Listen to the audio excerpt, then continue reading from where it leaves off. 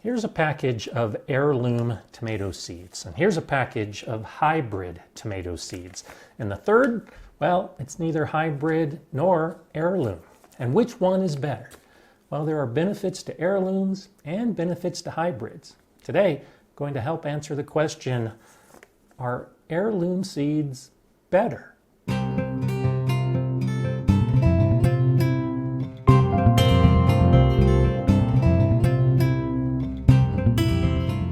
Hi, I'm Gardener Scott, and I grow a lot of tomato seeds in addition to a lot of other plants. And I do grow a lot of heirlooms, like this bison, or the Berkeley tie-dyed green, and the Kellogg's breakfast, and the black creme, in addition to some of the hybrids and non-hybrids. And so as we're using these different terms, let's make sure we know what we're talking about. And let's start with what we mean when we say heirloom seeds. Heirloom seeds are open pollinated, and this is considered one of the greatest benefits to heirloom seeds. All heirloom seeds are open pollinated. Not all open pollinated seeds, however, are heirloom. And so when we're talking about open pollinated seeds, we mean that when the plant is growing in the garden, we can collect the seeds from that plant, and when we grow those seeds, they'll turn into the exact plant. So with these bison tomatoes, I save the fruit, I save the seeds, I sow those seeds, and I'll get more bison tomatoes. That's the key component of open pollinated. That doesn't hold true with hybrid seeds. Hybrid seeds are developed by taking a male flower from one plant and pollinating a female flower from a different plant. And the resulting fruit will produce seed to develop a very specific type of plant. But if I save the seed from this hybrid and then sow it, there's no telling what kind of plant I'm going to get. It might be similar to this parent hybrid, but most likely it won't be. An important component of the heirloom definition deals with the history of the plant. So this bison tomato plant was developed in 1937 and is considered to be an heirloom tomato, while this gold nugget was only developed in 1983 and is not considered by all sources to be an heirloom. That's because it's generally accepted that heirlooms should be at least 50 years old. Some gardeners think heirlooms should only be considered if they were developed before 1951, because it was in 1951 that we first saw the widespread release of hybrid seeds. I like to think that heirlooms have a history behind them. They have a story, and that's how I help define my own definition of heirloom seeds, because there isn't one that we all agree upon. Take the Cherokee purple tomato, for instance, which you've probably heard of, maybe even grown. Well, it was developed in the 1990s, but the history, the story of that seed goes back 100 years, and that's why it's considered to be an heirloom. It has an old story, even though it has a recent release. And then it gets even more convoluted, because you have tomatoes like the Cherokee Tiger Black. Well, it's even newer than the Cherokee Purple. But because its origins are from that plant, and that plant has a long history, it's considered to be an heirloom by some sources, even though it's newer than the gold nugget. Ultimately, I don't think it's critical how we choose to define heirloom plants, but it is a reason why so many gardeners think that heirlooms are better, because they have a history. There's that assumption that gardeners have been growing these plants for generations. Therefore, they must be better. And so that's why I want to start discussing each of the reasons why some gardeners think they're better and why maybe that's not as accurate as it could be. The number one reason you'll see touted for why you should grow heirlooms is because they taste better. Well, I think that's really overgeneralizing heirloom plants, because while some do taste great, not all of them taste better than some of the other options. Like this Sweet 100. It's a hybrid that was developed to taste great. And of these three, it's my favorite. If you've grown Sweet 100, you would probably agree. This gold nugget, I think, tastes better than the bison. But the bison is the heirloom. That doesn't automatically mean it will taste better than other options that you have in your garden. My favorite tomato is a black Krim. It happens to be an heirloom, but when compared with the Sweet 100, it's a pretty close call. I'm suggesting that you consider heirlooms, hybrids, and open pollinated non-heirlooms in your garden. The second main reason that gardeners give for why they grow heirlooms is so that they can save the seeds. But it's just because they're open pollinated. Remember, all heirlooms are open pollinated, but there's a lot of other plants out there that are open pollinated as well, like this gold nugget. So you shouldn't restrict yourself to just growing heirlooms. If that's a big reason, saving the seeds, well, look for open pollinated plants that can give you that same benefit. It doesn't have to be an heirloom for you to be able to save the seeds and grow the same plant again. Another reason you'll see for growing heirloom plants is that the seeds are cheaper.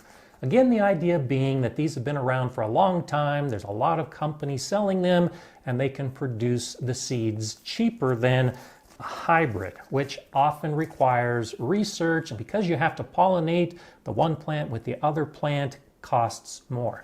But that's not always the case. Of all these packets I'm holding, well, it's the hybrid Sweet 100s which are the cheapest.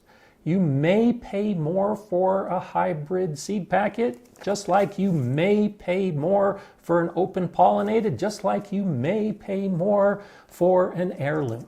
It all depends on the company that's selling the seeds and what the seeds are. It's hard to generalize to say that hybrids cost more. Yet another reason you'll see to grow heirlooms is that they add diversity to our gardens. And I do tend to agree with this. If you want to buy Sweet 100s like I do, it's great. But when you see a burpee display at your garden center, realize that it's pretty much the same set of seeds nationwide. And so many gardeners will be growing the same plants because that's what they see at the store, even if it is a good one like Sweet 100.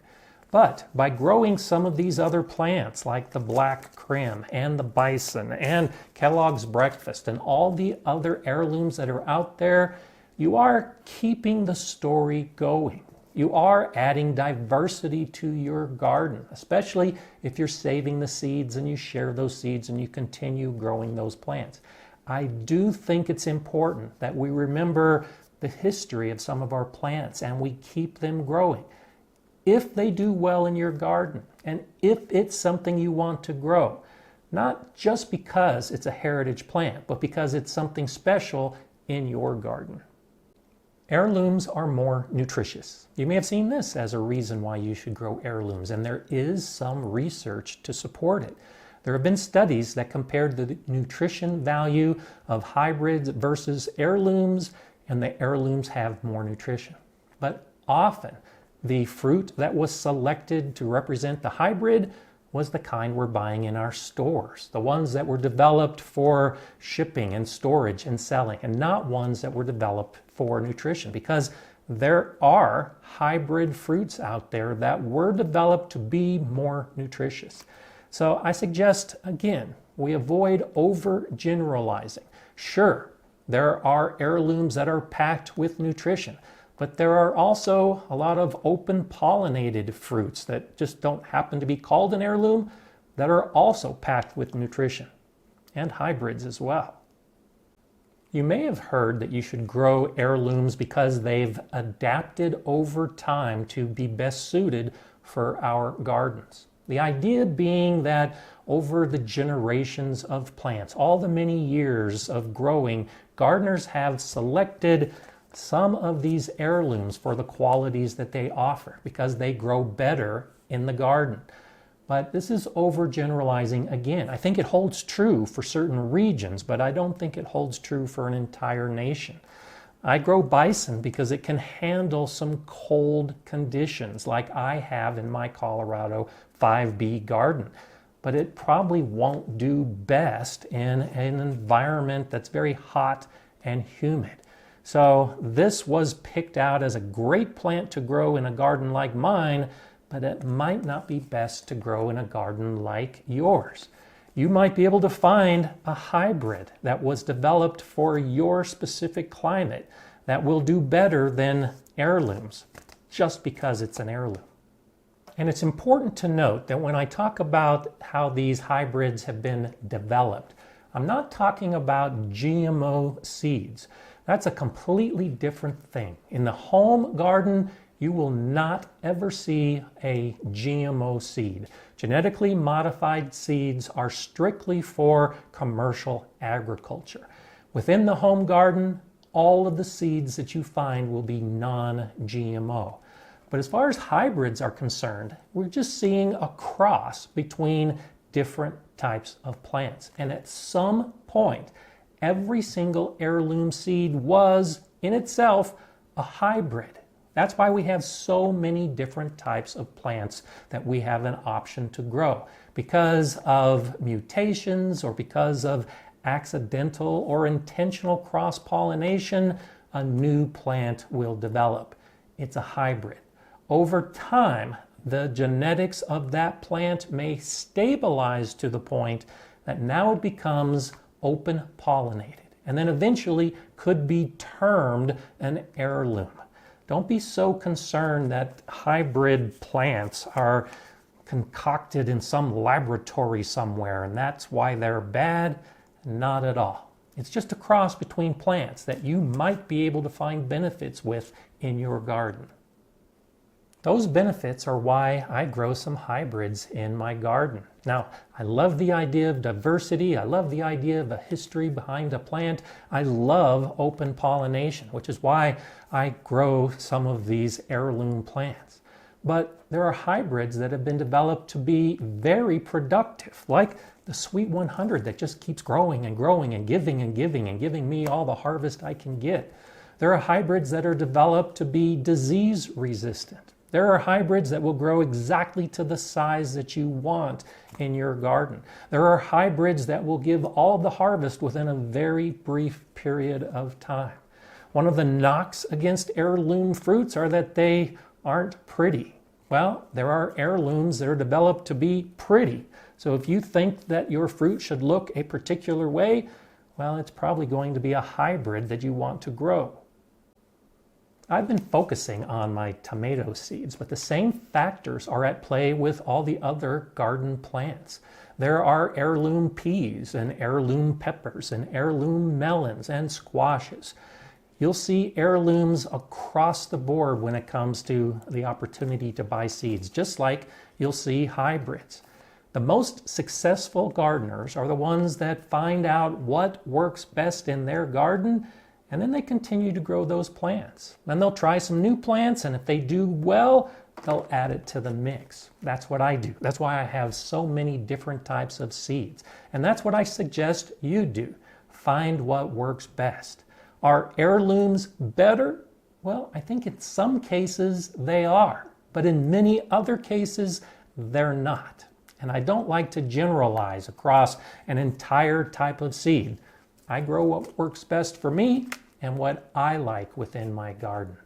If you want to learn more about growing different plants within your garden, well, I suggest you check out one of these videos next. I'm Gardener Scott. Enjoy gardening.